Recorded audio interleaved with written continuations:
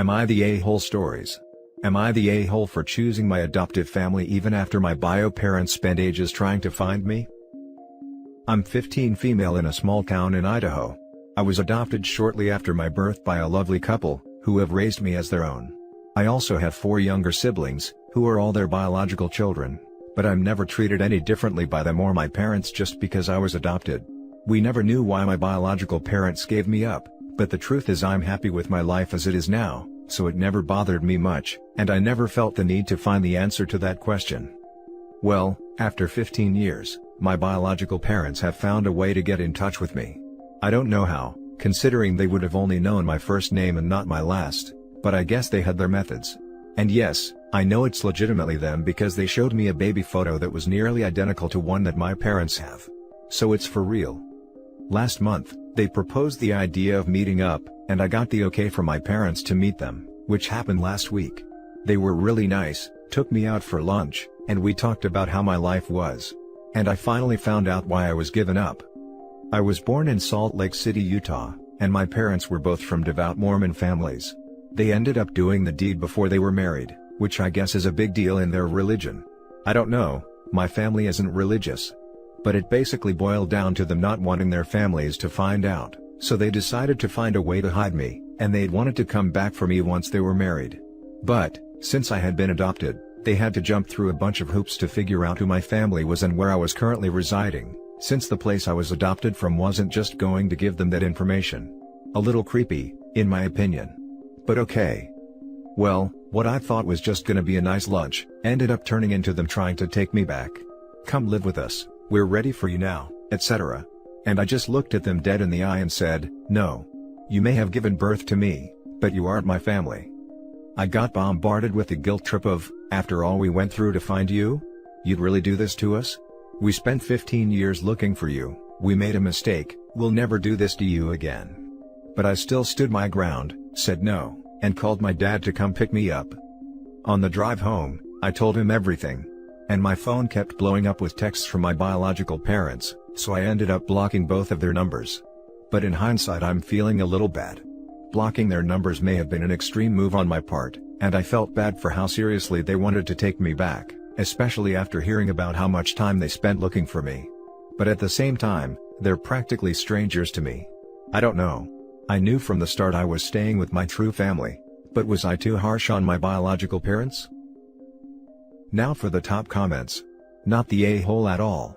I am sorry your biological parents are trying to guilt trip you. They have no right to demand you come live with them, legally they don't either I believe, after one meeting. Legally they don't either I believe. This is entirely correct. Legally, OP is the child of their adoptive parents. The bio parents' legal rights were severed a long time ago. Typically, adopted children are even issued new birth certificates with their adoptive parents' names on it. Yes, I was dropped off with my original birth certificate when my parents gave me up, so that whoever adopted me would know my birthday and given name in case they wanted to change it. Mine didn't, so I still have my birth name. I got issued a new one once I was adopted, and I've never seen the old one, so I never knew my bio parents' names. I do now, they told me when they introduced themselves.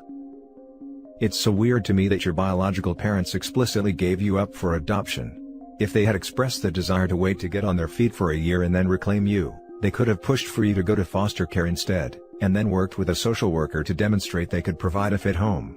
Social services will bend over backwards to keep a child with its biological family, if that's a possibility. But given the situation you describe, it sounds like they willingly severed their parental rights right then and there and fully intended for you to be adopted out to someone else. Frankly, I think their narrative that they kept your birth a secret and then gave you up temporarily with the intention of coming back for you later holds no water. Clearly, they happily consented to the adoption, and then started having regrets much later. Maybe once they were established adults, they decided at that point that they wanted you back? Did they have any other biological children? If not, perhaps that's why they came looking for you, because you were their one shot at parenthood? Whatever the case, these people seem very sketchy, and I don't think they're telling you the truth here. Yeah, a lot of comments are pointing out the holes in their story, holes that I didn't bother poking into at the time, because I was still trying to process the entire situation. They do not have any other biological children. We are ready for you now, after all we went through for you. This says it all. They might actually be decent people, but in the end, they let their religion and social stigma rule their life. They made the active choice to give up a child to strangers. You owe them nothing. You can decide what you want to do with them. This isn't a simple, honest mistake, same as cheating isn't just a mistake for instance. This was a well thought out decision and they paid the price. You seem to have wonderful parents and siblings. They showed you kindness and love. You're right to do the same for them now, to not turn your back on them. Don't feel guilty about anything. You choose to live your life the way you want, just as they chose to live their life to their beliefs, and because of that, giving you up for adoption. You can let them into your life if you want to, but they'll have to accept that they'll never fulfill a parental role. That's a privilege your actual, adoptive parents have earned, not a birthright. You can also decide to cut them out forever. That's entirely your choice and you shouldn't feel guilty about it. Next story is titled, "Am I the a-hole for telling my cousin at least I know my parents wanted me, when she kept making comments about me not being family?" Some backstory: I, female 17, was adopted when I was 3 months old.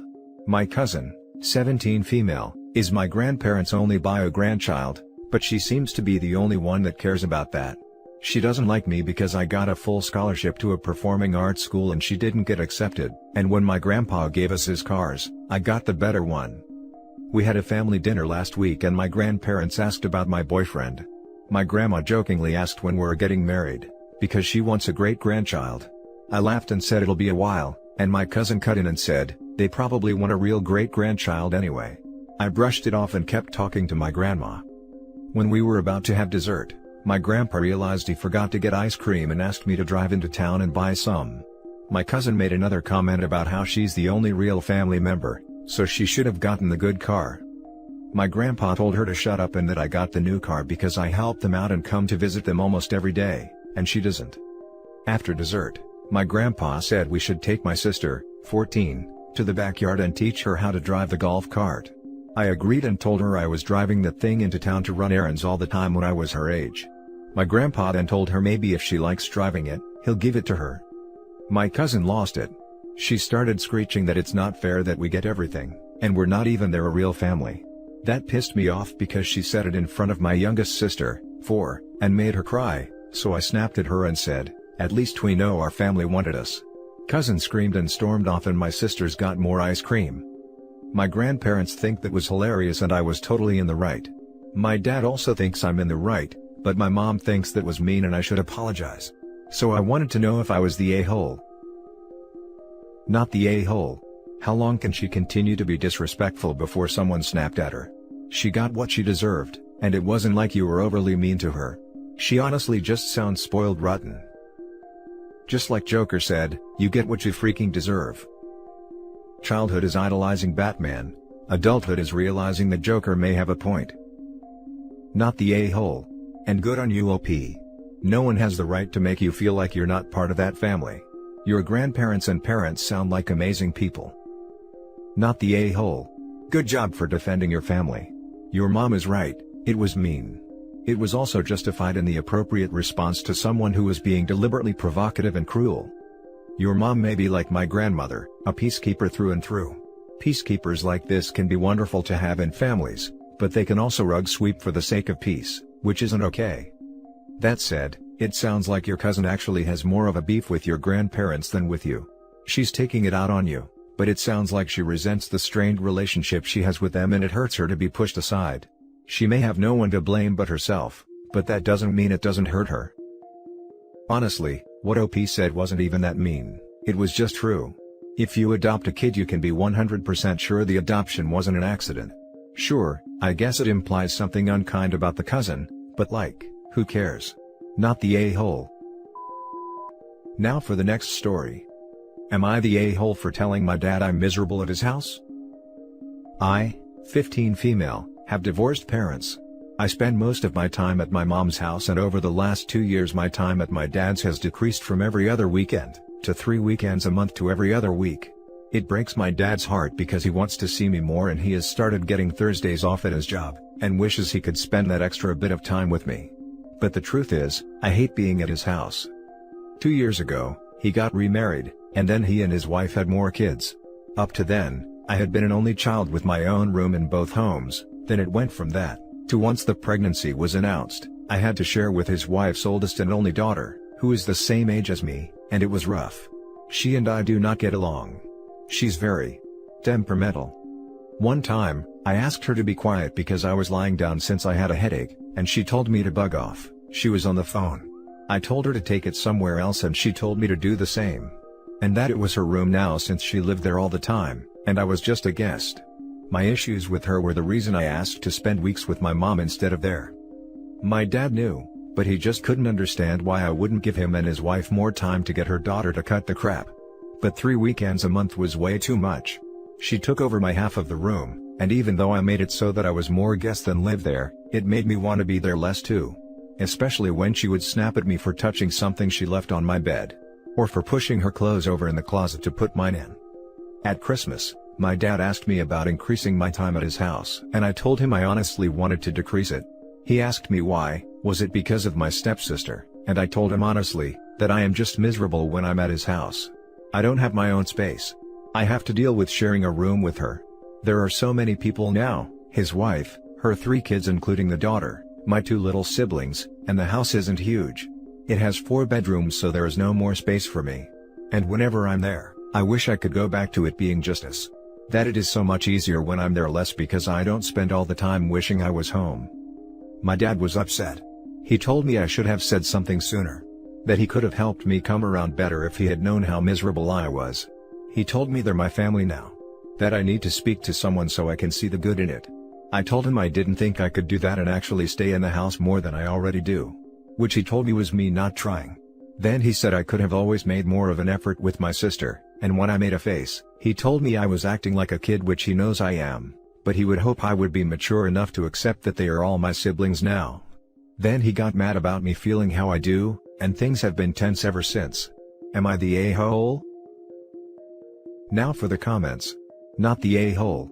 I think you should remove whatever things you have in the house and only visit your dad during the day. Not the a-hole. OP's dad is trying to make her do all of the emotional labor, while not doing anything to actually help the situation. Just being in that house sounds exhausting. The post doesn't explicitly state it, but I wouldn't be surprised if 1, OP is coerced into being childcare for her younger half-siblings, and 2, stepmom always takes her children's sides over OP. Not the a-hole, OP, and don't let your dad guilt trip you. You may be acting like a kid, but you are a kid, and your dad's version of being mature is trying to make you knuckle under to make his life easier, without regard to your mental health. Stick to your guns, and as above commenter says, only visit during the day. Not the a-hole. If I'm doing the math here, there are 8 people in a 4-bedroom house. You are being forced to share a room with a rude person not of your choosing. I can't really wrap my head around him not grasping that you might have a problem and feel unwanted in his house after he gave your room away. I would think that is pretty obvious. Honestly, they had no business having more kids when there clearly wasn't room for them. Giving up your room was not a viable option. He made those choices. He needs to grow up and stop blaming you because he's facing the consequences of his choices. Now for last story. Am I the a-hole to telling my wife to stop calling herself a mother? My wife and I have been together for 5 years and married for 3. I'm 26 and she's 25. Before we got together when she was 17, she was with someone else and she got pregnant. She lost that baby at 32 weeks, due to the baby contracting a lung infection and dying. It sucks and is tragic, and she visits the baby's grave every year on the anniversary of its death. I have no problem with that. When people ask if we have any kids, I say no, and she says she had a baby but it passed away. It makes people really uncomfortable, and we've talked about how not everyone needs to know about her dead kid. Our issue arose when yesterday, which was supposed to be her due date, she went and got a tattoo of the baby's handprints and the name she gave it, which she had been talking about for years and I was always reluctant for her to do. It seems kinda trashy, but I don't like tattoos in general, and posted it on Facebook with a big long caption about how, even though she wasn't his earthside mother for long, he taught her so much, and how being his mother was the greatest gift she could ask for. I told her to stop calling herself a mother and posting depressing stuff on Facebook. It was almost a decade ago and she's still holding on to it. What is she going to say when we have kids? That she has this many kids alive and this many dead? She told me I was being an insensitive d-head, and it's no different than if her baby died at 6 months old. She still held it, fed it with her body, loved it and created a space in her world for it. She hasn't talked to me since yesterday and slept in our guest room. I feel like she needs to get over it because it was almost 10 years ago and she's acting like it's fresh. Am I the a-hole? The baby didn't die in utero or was stillborn. It was born, developed a lung infection and died like 5 days after it was born. You're the a-hole. Let me paint a picture for you. At 32 weeks, your wife may have been given the option to induce labor and try to save the preemie baby. That baby very well could have lived. At 32 weeks, if the baby died in utero, your wife packed a bag and went to the hospital to deliver a baby she knew was gone. A nurse would have asked her if she wanted to hold the baby or if she wanted a picture to keep. Depending on the state she lived in, she had to have a birth certificate issued. She had to decide whether to donate, cremate or bury her baby's body. At 32 weeks, that baby had a name. A crib. A car seat. Blankets. Tiny socks. At 32 weeks, even strangers on the street would have asked about her baby and when she was due. Your wife experienced the hardest and most heartbreaking parts of motherhood. Just because her child is no longer with her doesn't mean that she isn't a mother. Edit after reading OP's comments. Your wife delivered her baby, heard their cries, may or may not have been allowed to hold them and saw them whisked away to NICU, then watched her baby die. Would you be so cruel to someone who lost their 2-year-old? Their 10-year-old? Their teenager? Where exactly is the line for you that death becomes legitimate? I'm astounded by how cold you are. Additionally, I think that therapy needs to come into play here. She needs someone to talk to who can help her do some healing. You're the a-hole. Massively. If you're not trolling, I'm not sure how you could possibly think otherwise. 32 weeks is a baby. She lost her baby. You don't get over that. Ever. If you think grief counseling might help her in dealing with that, feel free to suggest it, but demanding she act like it didn't count because her child never drew breath is gobsmackingly cruel and insensitive. 32 weeks isn't a miscarriage. It's either a stillbirth or a baby that died shortly after being born. Many twins are born at 32 to 34 weeks gestation. You're the a-hole. What the hell is wrong with you? And that's it for this video, guys. If you have thoughts to share, leave a comment below. Don't forget to hit like and subscribe if you like this content. I'll catch you in the next one. Good day everyone.